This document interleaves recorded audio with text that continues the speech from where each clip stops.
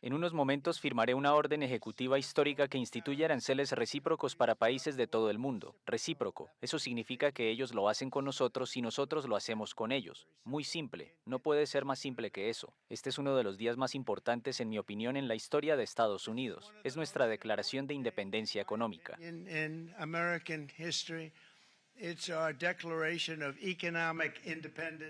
Eran declaraciones de Donald Trump en el llamado Día de la Liberación, este 2 de abril, al que el mandatario le quiso dar un viso histórico, diciendo que era uno de los días más importantes para Estados Unidos. Pero después del 2 de abril vino el 9 de abril. Mientras tanto, el mundo entró en histeria colectiva, el mundo bursátiles, las bolsas de Asia, de Europa, de Estados Unidos se desplomaron y el mundo empezó a sentir los embates de esta batería de aranceles que el pasado miércoles 9 de abril Donald Trump devolvió. Reculó en esta medida menos contra China. Llega entonces el momento del análisis, como ya les comentábamos en el segmento anterior. Vamos a intentar explicarles de qué va toda esta política arancelaria de Donald Trump con un analista de la casa que me alegra recibirlo nuevamente en Ampliamente, Damián Sichero, analista internacional, se conecta con nosotros desde Argentina. Damián, qué gusto tenerte de nuevo en Ampliamente.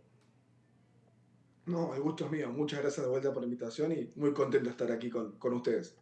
Gracias a ti por siempre colaborar con nosotros y por ayudarnos a entender este tema puntualmente, que es muy complejo, porque cuando el mundo estaba en pánico total y se hablaba de cambio de sistema, de caos global, de una reconfiguración del sistema comercial, financiero, internacional, de un cambio en las relaciones internacionales, bueno, ahora el miércoles Donald Trump dijo que devolvía la medida porque había países dispuestos a negociar y que de una u otra manera Estados Unidos, con el peso específico que tiene en el sistema internacional, pues había logrado a través de esta batería de aranceles que muchos estados recularan y que cambiaran un poco su política arancelaria hacia Estados Unidos. No pasó lo mismo con China, pero inicialmente, para ordenar el asunto, ¿cómo entender esta medida de Donald Trump que llevaba tiempo amenazando hasta que finalmente da el golpe?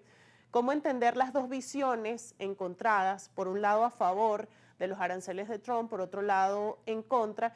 Y fundamentalmente hablar de si realmente esto representa un cambio de sistema, como muchos analistas lo han adelantado.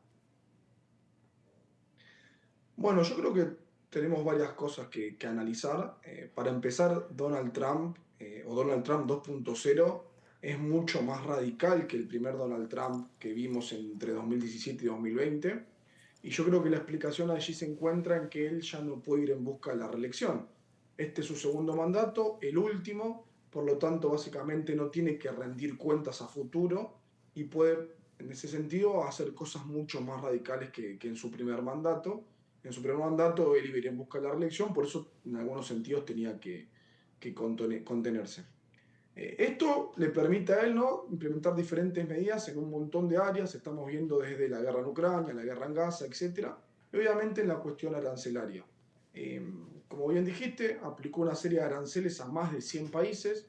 Una semana después congeló los aranceles para la mayoría, excepto para China, tema que, bueno, seguramente después vamos a abordar. Pero no termina de quedar bien en claro qué es lo que él está buscando con esta estrategia. Yo creo que por un lado, él siente que Estados Unidos tiene un déficit comercial y un déficit interno muy importante, y una manera de recaudar más dinero es subiendo aranceles. En vez de subirle impuestos a la propia población norteamericana, que pondría, digamos, de muy mal humor a la propia población, él lo que puede hacer es subir aranceles y de esa manera empezar a recaudar y tener más dinero para otro tipo de políticas que quiere implementar internamente. Pero definitivamente su gran objetivo es reformar, ¿no?, de alguna manera el sistema económico, comercial, financiero, internacional. Durante mucho tiempo este orden liberal fue muy positivo para Estados Unidos, principalmente mientras que era, digamos, esa famosa hegemonía, ¿no?, que no vamos a decir dominaba el mundo, pero sí era el país con más poder indiscutiblemente. Pero bueno, a medida que Estados Unidos ha ido perdiendo poder, mantener este tipo de sistema internacional le conlleva costos muy importantes, costos que definitivamente poco a poco no va a poder afrontar. Y la mejor manera de esto es intentar justamente cambiar este sistema. Cuando decimos cambiar el sistema, Estados Unidos hoy en día están yendo en contra de uno de sus principales aportes, que es la creación de la Organización Mundial del Comercio. Eh, Donald Trump cree, o pero mejor dicho, ya no cree en el multilateralismo, no cree en las reglas comunes internacionales, sino que apunta a una especie de convivencia internacional donde los acuerdos comerciales se resuelvan entre dos actores nada más, negociaciones bilaterales. Y bueno, él con estos aranceles justamente también busca eso, ¿no? Le pongo aranceles a alguien, este actor se siente muy preocupado y por lo tanto se acerca a negociar conmigo nuevamente para intentar llegar a un acuerdo. Según lo que tengo entendido, los aranceles se congelaron para más de 75 países y todos estos países son los que justamente se acercaron a intentar negociar. Por su parte, los que no se han acercado a negociar o digamos, básicamente intentan tomar represalias son los que no van a obtener este beneficio. Damián, esto que comentas es muy importante sobre el cambio del sistema, sobre el sistema liberal implantado hasta ahora, porque además fue abono para que se dieran procesos como la globalización y todo el andamiaje que construyó a la Unión Europea.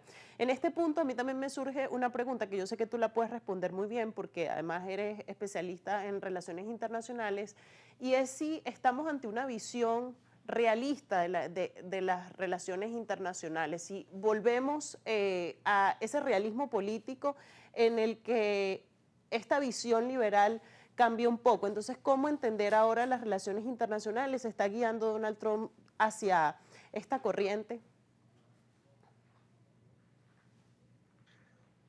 Bueno, a ver, me parece que es una excelente pregunta y, digamos, en términos generales, creo que es acertado el punto de vista.